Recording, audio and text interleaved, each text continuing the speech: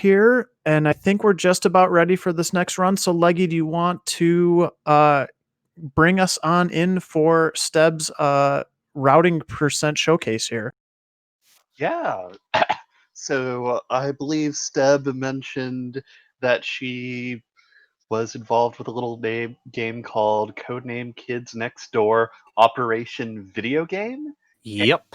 Here we have routing percent, and I'm super excited to find out what that means.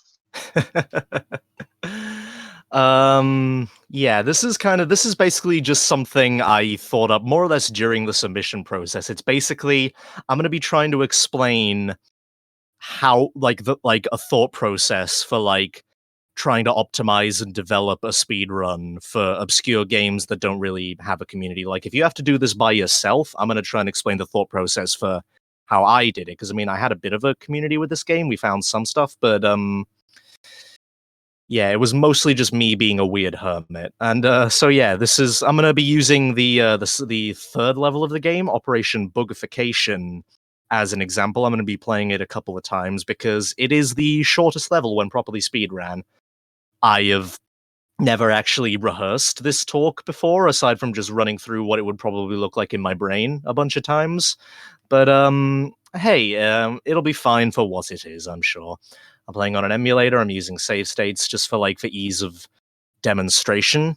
And first of all, before we get into anything, I'm just going to show what this level looks like casually, and I will try to explain. And I guess just I'll try to talk about my history with this game, why I ran it, stuff like that. A little bit of context, I suppose. I'm just going to get right into that now. So yeah, don't expect any speedrun business. Oh, I should probably actually turn the audio up. Normally, when I would play this game by myself, I would whatever, emulator nonsense.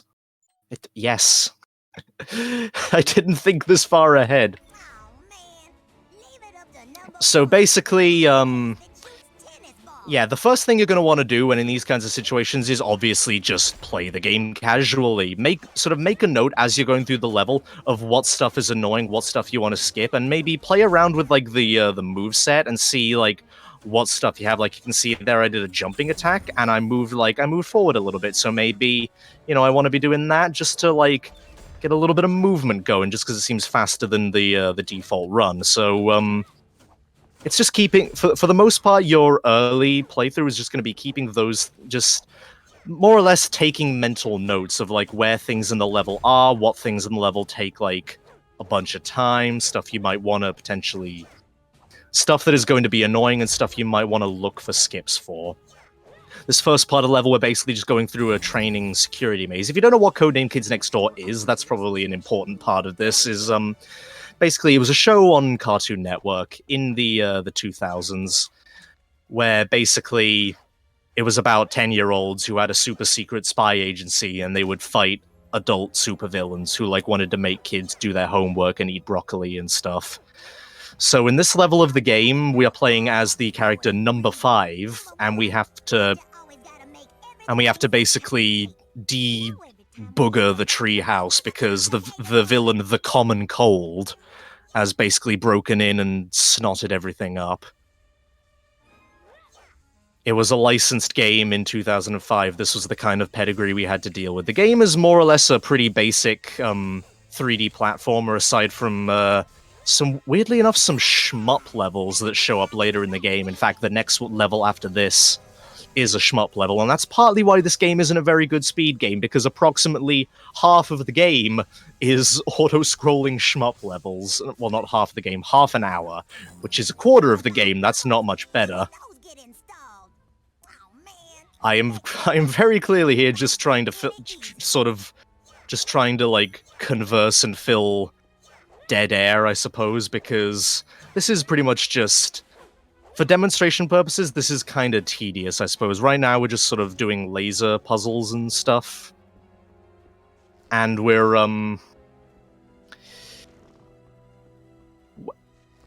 hole in my brain. I was gonna go somewhere with that sentence. Yeah, this is pretty much just demonstrating that, you are gonna want to, of course, play a game casually before you decide if you want to speedrun it. So, Because, you might think a game looks cool, and you actually start playing it, and you're like, oh, I kinda hate this. It's why, I've always thought Half-Life speedruns look really cool, but I've never actually done one because I have never been able to get to grips with the movement. I've tried to bunny hop, it doesn't agree with me. Someone in the chat says, something about licensed mid-2000s games kills the brain. It really does. We're about halfway through the first level. Right now we're going to be going through this actually really annoying rotating light puzzle where basically, actually, I am gonna swap my slots here real quick and I'm gonna make a save state just in case I mess this up because I don't want to have to, go all the way back. Basically, you have to weave in and out of these spotlights, hit a button in the middle, and then go and hit a button on the outside of the room, and you have to do this 3 times. When you said they snotted it up, I did not expect it to be so literal. No, literally, the villain of this part of the game is the common cold. He is a villain that just... He gives people colds. That's all he does. He's voiced by Tom Kenny. It was that because that was the style at the time. So when I said before about keeping an eye out for things you're gonna want to skip, this is a prime example. Doing this in a speedrun would be the most frustrating thing in the world. So immediately, if I'm playing through this, for the sake of, trying to develop a route, I'm thinking, okay, we need to look for some kind of glitch or way to skip this room. Because I do not feel like doing this every single time I want to try and go for a PB. You know what I mean? So what you're saying is speedrunning tech is driven entirely by frustration. Or at least it was in my case. I don't know. Of course, the important thing is finding the tech in the first place. You can have bits that are very, very frustrating, but you just can't do anything about them. I'm actually incredibly surprised that I managed to get this without messing this up.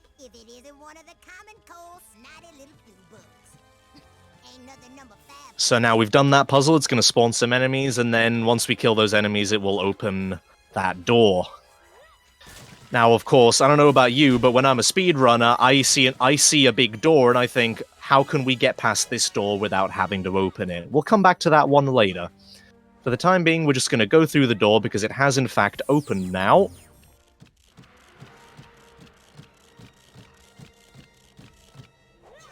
And, yeah, just gonna play through the rest of the level, avoid these enemies. You can see, by the way, I'm just gonna show this now, because sometimes there are some things you just kind of have to find out by accident. You're gonna see I kill those enemies. Normally they take 6 melee hits to kill. That's important to note, because later on, I'm gonna show that when you jump attack them, they just die instantly. And sometimes... That's an example of sometimes there are things in speed games that you find by accident. I found that by accident. I was just going through that section one day.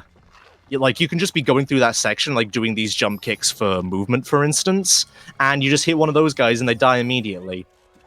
That wasn't how I found it. I got told that by someone else who was running the game, because there was, like I said, there was 3 of us, and they told me that, and both of us were just like, I don't know why that works, but I guess it works, and from then on we started using it.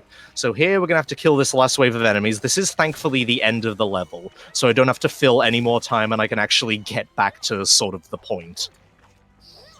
If we do that, then this, and now we come over here, we get this guy, now we jump down to this button, and as soon as we come out of this cutscene, this game has a weird camera panning cutscene for everything.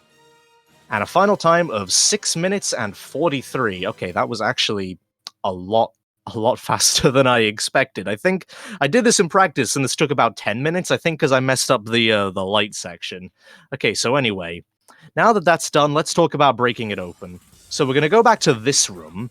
Of course, remember how I said, we're going to want to find ways to skip this. But first of all, let's just play around with the movement a little bit. So let's see what all of our buttons do. We have a jump. Circle is a context-sensitive action button. We have a melee attack on square and a different melee attack on triangle. This is actually something that I have not explored much in this game. I did not realize for a year that there was a point in this game where this attack was useful, just because it's way slower than the other attacks. So normally if you have to be attacking things, you're going to see this goes like a 1-2, 1-2. But then when this one you do a 1-2, 1-2, it's just slower. Why do you want to do that? So anyway, we talked about that door earlier. We really want to skip this bit, and of course we have a starting place with a door. So let's try and find a way around the door. Okay, let's get up here. And of course, the first thing I did was just mash my face into the door and hope the collision detection was wonky enough that that we could find something. And of course, we can't find anything right here, but you can see there, look, I run this way and I run this way, but when I run at a specific angle, you can see me sort of sinking a little bit closer into the door. And now that gets me thinking, and look, I'm jumping, and you can see the camera very, like, quickly changing to something else. And the enemies on the side are clearly already there, so you can see where I'm poking through the door. So the area on the side of this is loaded. That's what I'm thinking now. So I'm thinking now, can I find a way through? What happens if I go into, like, we have a lock-on kind of strafe mode here. So I'm thinking, what happens if I try and just, like, mash myself into this door? So let's say we do a strafe jump here. Not quite. Maybe if we go into this side, maybe? It's just about exploring every possible option. You can kind of see that I'm going in, but the game is trying to force me back out. So I'm thinking, okay, there's got to be a way. So now I just experiment with different, like, angles and just trying to, like, to approach from every possible angle. Okay, and now you see there, I get the right angle, which means when I go across this door, I kind of, like, I zip along the wall. If I can find that angle again. There we go. So, like, that gets you way more speed than just walking normally. So now I'm thinking, hang on, what happens if I do that? And then I've not quite got the angle again. This is actually very precise. I wish I had a thing that shows my inputs, but I don't. I couldn't quite get that working. Even though I've got it working in the past, I don't know, something wasn't going well, and it was like a day before the marathon, so I decided not to go with it in the end. So, okay, you can see already I'm holding left, but the game is trying to move me right. So now if I just find the right angle on the left stick, and there we go, and suddenly we are through the wall. And you can see it looks kind of glitchy on the other side, because normally the door, like, falls down. And you have to be kind of careful here. The collision for the door is still there. If it wasn't, then we would just fall into this abyss. Because, yes, there is a death pit down there. In fact, if I walk over here, the game has killed me, and it puts me right back here. So, okay, and so now we have knowledge. Now we know that sometimes when you do that against a wall at the right angle, then you will just, like, get zooped straight along it. So now, let's see what happens if we try doing that in other places. Let's go over here, for instance. Let's hang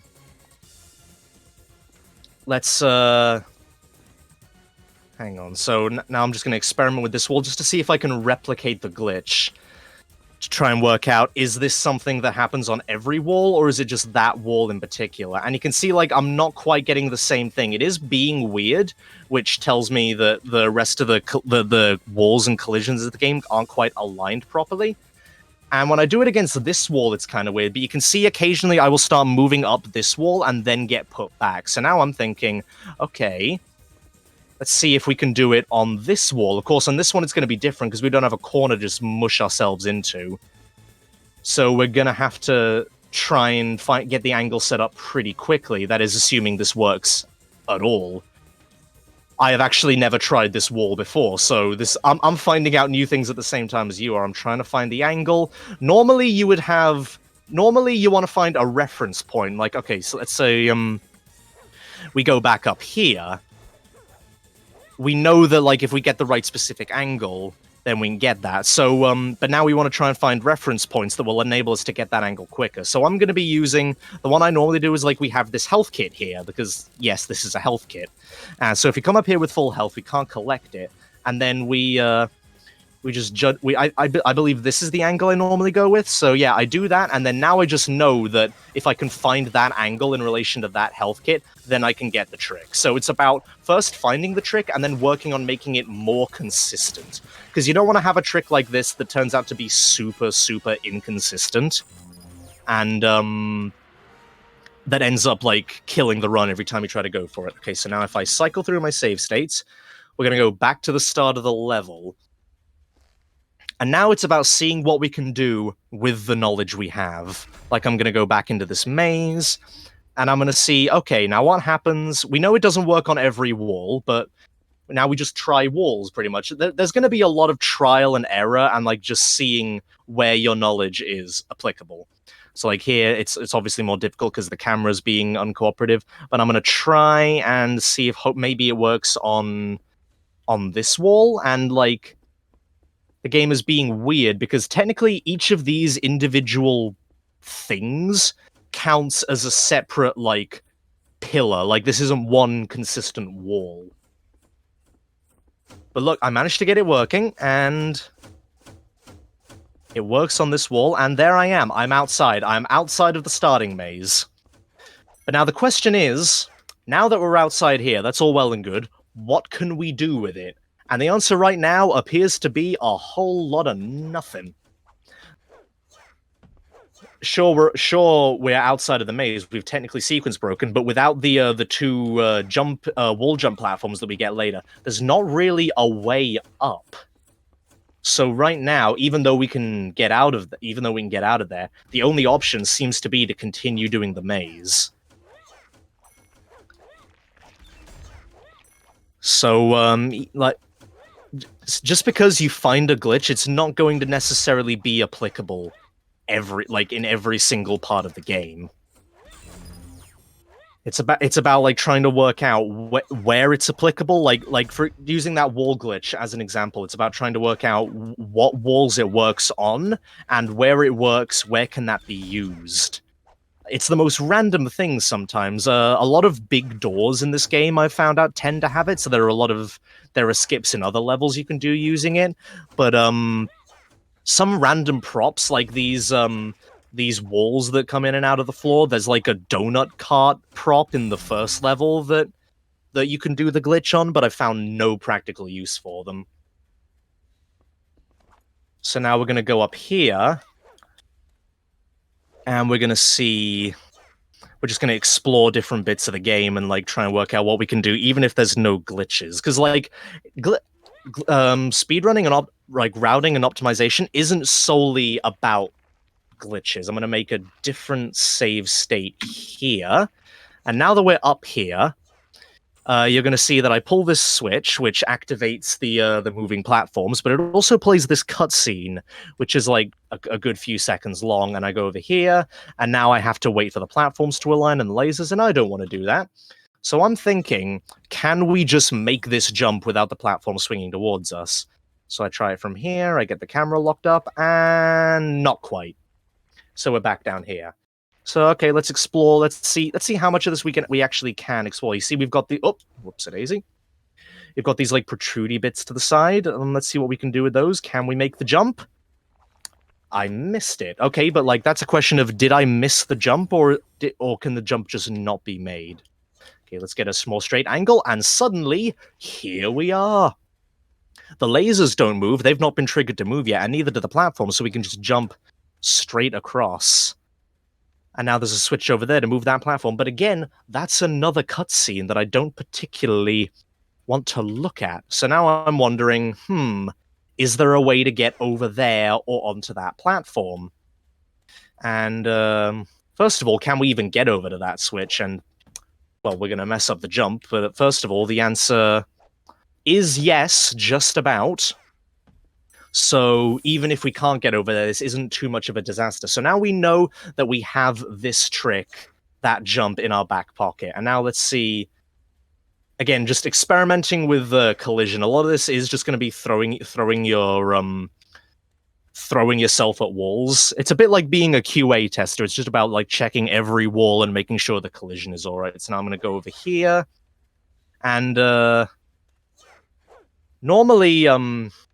Okay, here's the thing. Normally, I'm just going to jump down here for a demonstration, take some fall damage. Normally, when you jump kick against a wall, you just slide straight down it. But certain bits of wall, I could have sworn there was one down here that would illustrate my point. But apparently... Oh! See, I bonked on something there, so now I'm thinking maybe if I can do a jumping attack off that... then maybe we might be able to get somewhere, but the answer appears to be no. But I'm keeping that in my back pocket just in case. So now we're going to do this up here, and shock horror, that counts as a floor, and we can maybe get up there. And so now when I do it, okay, so maybe I do a jump straight up there. It doesn't quite work, but again, it's a question of, can that just not be done, or can I knock, or did I just not make it that time? I did manage to make it, and now I have glitched myself up here, and now it's about figuring out what. Okay, so you see there, I hit a bit that didn't quite have collision. So it's going to be about mostly using save states if you've got access to an emulator. If you're trying to do all this on a console, I'm sorry, but you're going to have a heck of a time of it. We get up there. Note that you have to be slightly to the left. You got to take notes of the quirks of this so that when you try to replicate the glitches further down the line, you don't just assume how it works. So, okay, we're up here now. And when I jump, I just hit my head on the thing.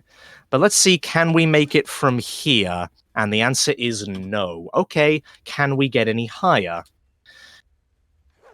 I apologize if what I'm saying isn't all that interesting and I'm repeating myself a lot, but it's just about building a philosophy and and just like a mindset. How long have I been going, by the way, just out of curiosity? Just shy of 20 minutes. Okay, that's I've got plenty of time. Don't I was just worried that, like, because I know the estimate for this is like 40 minutes. I was just worried that I was going to be like, okay, I'm like halfway through this. How long have I got? You've been going for 39 minutes. just making sure that wouldn't happen. Okay. So now let's see. We know that the thing above us has collision. So if we can get on there, then we might be in business. So I'm going to try and go for a fancy jump to try and get up there. And I manage it. And now I've glitched myself up even higher. So now I'm thinking, okay, can we make the jump from here? And I can't quite see, but the answer is, I messed it up, but the answer is yes. So that allows us to, so now we've skipped not only the cutscene to get the swinging things to start, but also we've skipped going over to the Switch for this, starting the cutscene for it. So it's a smaller optimization. And now, but now that I'm up here, I'm thinking, okay, what else can I do with this? Can I explore a little bit? So I go up here, so I try to get up here, and it does have collision, and now suddenly I'm out of bounds. And I can see sort of, hang on, if I go back down here, I can see the roof of this, but I can also, hang on, if I let me back up there, I fell down. Okay. I told you this is going to be on an emulator with heavy use of save states, and I am keeping my word. So now we're up here, and you can see there's a little bit of roof off to the side there, which doesn't seem to match the level at all. Like if I angle the camera down, you can see that sort of lower bit of roof, and then an even lower bit of roof with like a snot texture on it. But I'm pretty sure that snot texture bit of roof is like outside of the level. So now I'm thinking, what's over there? Can I get over there? Not even close. And this is where like emulator tools and stuff like that can be used just as like a proof of concept. So like stuff like that would come in handy. Like if I'm playing this on PCSX2, which sadly does not have a free camera option, but if I was playing this on Dolphin, for instance, on the GameCube version, because this game does have a GameCube version, that's another thing to consider is other versions. If you can, you're going to want to try these games on as many platforms as you can. I have tried this game on Dolphin, but annoyingly, there are a few things that don't quite work. Like I don't think it's actually possible to get up here on the GameCube version, and even if you can, it's if you can, it's very difficult. And I know there's a skip 2 levels from now that saves like 2 or 3 minutes because it skips like 3 mini bosses, and that flat out does not work on this. They've mostly patched out the thing with like the sliding across the walls in the GameCube version. So even though that has way faster load times, we can't quite run it. It's incredibly irritating. So anyway, now let's see what a run looks like when we use everything that we've learned so far. So we know that we have this jumping movement. Annoyingly, we haven't quite skipped this yet. We haven't found a way to skip this. So this is going to be more or less the bulk of the level.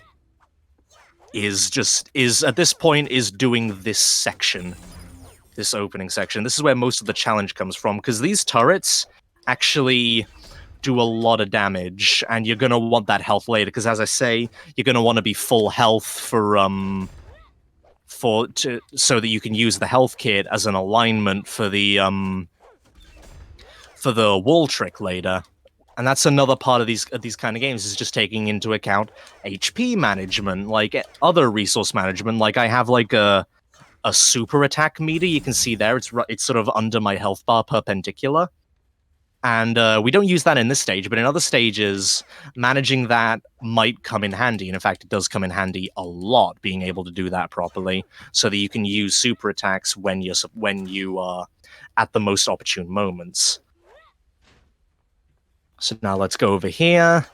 And annoyingly, this is where I find the stage does get a little bit feast or famine. Because if you miss that jump, then you have no choice but to just go back, just to climb back up and have another go at it. So now we get over here. We've skipped a whole bunch of cutscenes. Now we pick up this box. And I kind of forgot to do my segment talking about this, but this whole section where we have to block things off, I realize I can make that jump, and I realize I have enough health to damage boost across here, so that's that whole thing skipped.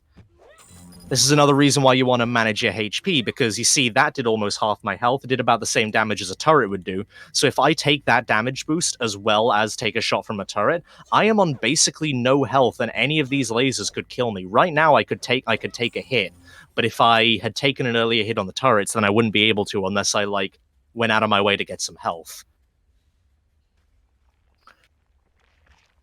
So now we're going to go into here. Annoyingly, we still have to watch this cutscene. There's no way to skip cutscenes in this game. Maybe there's a way out of bounds where you can, skip the trigger. I don't know. I haven't found a way to do it. I'm only sort of recreating the process of finding things that I know about this game. There might be things that I don't know about this game that I just haven't found. I don't know. I don't run this game anymore because I don't really like it all that much. I've realized that it's not very good. Okay, so now let's do the wall trick. We get the angle, and there we go.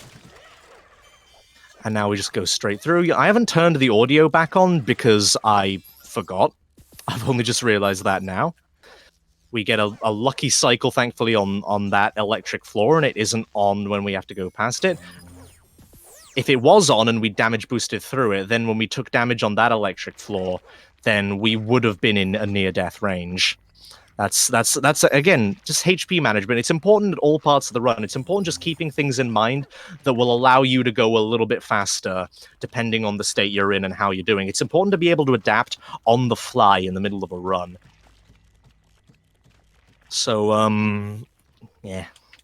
So now we just do this bit, and this is going to be the end of the level coming up. I missed that attack on that enemy. That's just a mistake. Oh, jeez. I'm not the best at this game, even though I'm the world record holder at it. Even though I'm objectively the best person on the planet at it, I'm still not very good at it. So now we just hit this button, and we're going to end the level. And what is the final time? 3 minutes and 57. So our first time was 6.5 minutes. We've already cut about 2.5 minutes off of this level. So you can see sort of how the run starts to take shape and evolve over time. Now let's go back to the start of the level, and let's think of the one roadblock that we have, which is this section. Now think how we would need to skip this. We don't have a way, we would need a way, we know we can get outside of the bounds of the maze, but we don't have a way to get up. And we need to get up. We can try and mess about with walls and see if we can get some of the janky wall jump attack shenanigans like we could with the crane arm up there. And I don't know why this is here. This game is weird. Because yeah, this would be like that corner there where we were bonking into stuff earlier. That would be the point where I tried to, but annoyingly this thing is here. But then I think about it again, and I look. I don't really know how to explain the thought process behind this, because in reality, this one just kind of came to me. I wasn't even playing the game. I was just kind of like, wait, that could work. So you see, like, they're not up immediately, but when I hit a certain trigger, which is like just outside of this door, they rise up. So I'm thinking, can we get on top of them as they're rising up? So I sort of inch forward. Okay, we hit the trigger. So now I know exactly where it is. It is over this... What? Okay, hang on. And would you look at that? We get as close to the trigger as possible, and then just with a well-timed jump, we're able to get over the trigger and over where the thing comes up as it's coming up, and suddenly here we are. It glitches out for some reason. It gives us, like, it stores, like, momentum, which is really weird. It stores that momentum and then, like, doesn't take it away, so we're way higher than we're supposed to be. And now we can kind of just grab onto this, and boom, we've skipped the rest of the level. And there's weird ways we can like explore from here if you want to, because we are nowhere near where we're supposed to be. We can get onto here, see this from a camera angle we're not really supposed to. Now let's go, I guess, back over here. The camera doesn't really want to behave because it still thinks we're down there. So we just jump up here, and yeah, that's the level kind of skipped. But and now, of course, we need to look at ways to optimize this, because the way I do it here, you gotta slowly walk forward, which is like, you need to be very precise with the analog stick and make sure you don't hit the trigger, and then jump. So now I'm thinking, okay, what if we just go to the side and use that extra speed from the jump attack? And there we go. We've saved like a second or two. Now we're getting into the realm of small optimizations, and we can talk about stuff that's like risk versus reward. So, for example, I could have mentioned this earlier, but the main parts of movement in other areas of this game, for example, with ranged characters who don't have a jump attack, when you lock on, you can do a strafe jump. And I'm just gonna get outside of the maze so I can show this off properly. Like, the jump attack, like, it has some speed to it, but look at when I do this. I'm just... You can see, you can just tell that this is faster. Or at least it feels a whole lot faster. But the thing is, if I were to do this in the regular level, I'd have to be constantly, adjusting my angle so I don't go into walls, making sure I don't, get hit because I'm in the path of a jump and I can't, like, adjust my movement. I do some matrix stuff out of there. That's going to be mostly luck. When luck starts getting into the route, that's how you know that you're in a heck of a place. I think there we go. See, look, this snot texture, for some reason you can, like, jump attack off of that. I don't know why. There's no practical use for it. So yeah, now we more or less know what we have to work with. What do you say we do a run? What do you say we go for a run like this, using everything that we've learned so far? So we get straight up here, jump across here, jump across here. We throw the box so we can get across the lightning floor. We could damage boost through here, but then that would mean we're not quite able to damage boost through here. You can, in theory, take 2 damage boosts here if you've got full health, but, why would you? Then we do a bit of strafe jumping. We use those fast strafe jumps because we know we have a straight line where nothing's going to interrupt us. We jump through here.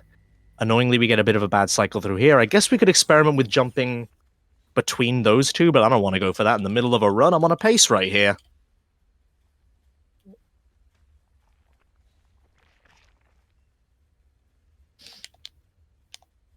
We watch this cutscene.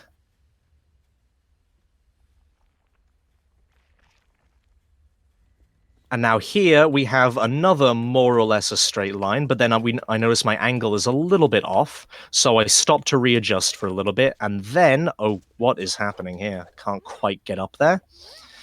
So I had to stop to readjust my angle, and then, oh, I've picked up the health kit by mistake. Now I have to just try and remember where it is. I think I've got the right angle. No, I don't. Maybe try a little bit to the left, and yes, there we go. Adapting on the fly. I know I talked about that before, but it is an important skill to have in speedrunning. If something doesn't go right, you probably are going to have to improvise and be able to recover even when you're not quite in your ideal muscle memory. So now we just go through here. This pit is probably the hardest part of the stage for me, even on a casual level, just because I'm blind in one eye. I don't have the depth perception to make those jumps. So now we go in here. We are already in the final level of the run. If you can remember how long and kind of tedious it took to get here, that like I'd even run out of things to say. So now we fight a little bit with the camera angle. Uncooperative cameras are a whole other thing. And we get over here, take out these enemies. Oh, you can get those in two, but I didn't quite manage to get it to get them in one rather, but I had to get them in two just because my positioning was a little bit off. And now we hit this switch, skip through the dialogue, and a 234. Just through two big skips and like some optimization. In fact, we even managed to optimize and like basically erase a skip from the run, like that whole thing with the claw arm, like the swinging platform arm. We don't have to do that anymore. We skip the part where that's required. That's the interesting thing about these kinds of runs, is sometimes skips just become obsolete because better skips become found. They're still there and they're still interesting, just quirks of the game. But yeah, and of course, this is just one level of one video game. This game has like 13 levels. You're going to need to be applying these same kind of principles of like working out what you need to skip and using the knowledge you have to try and find ways to skip it or at least mitigate it. You're going to need to be using that knowledge all across the game. It's going to take a lot of study, a lot of research. Sometimes you'll get something in a freak accident and not know how to replicate it. There was one time in a later level of this game where I was practicing and I managed to clip straight through a door. Never been able to do it again. Don't know how it happened. So, yeah, that's about what I had to say about that. How long have I been going for? Just over 35 minutes. Oh, bang on time. So yeah, hopefully you can derive the overall points from my disjointed ramblings, but We do yeah, have that's more or less. We have a question? Yeah, do you try to optimize levels one at a time, or do you just work your way through the entire game at once? Well, of course, generally when I do my first playthrough, I do that all at once, and then I will generally take levels one at a time. Sometimes I'll put more effort into levels where, like, I know I'm onto something, so some levels can remain unoptimized for a little bit until you go, okay, I should probably look at this, you know? But yeah, absolutely. You don't have to do it in order. Do it in whatever order you feel like. If a level feels like it's more of a priority and would be more annoying if you did it in the casual route, then absolutely put more priority into optimizing that level than other levels that are kind of easier. Doesn't mean those easier levels don't have additional stuff in them, but they're just not as much of a priority because they're not much of a threat to the run. You know what I mean? Mm-hmm. But yeah, that's about gonna wrap that up. That actually, I'm really glad that went as smoothly as it did. Thank you very much for being here and paying attention. Take care, everybody.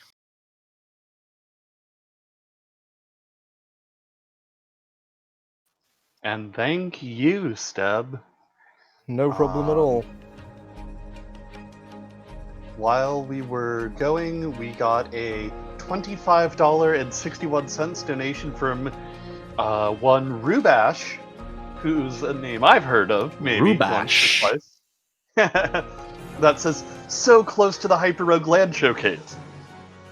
And with that donation, we are $125 away from the Hyper-Rogue Land Showcase and donation. Come on, we got this. We have all of this upcoming Dicing Night run to get there. I Come believe on, in you, y'all. Chad. I believe in you, chat and viewers. We got this.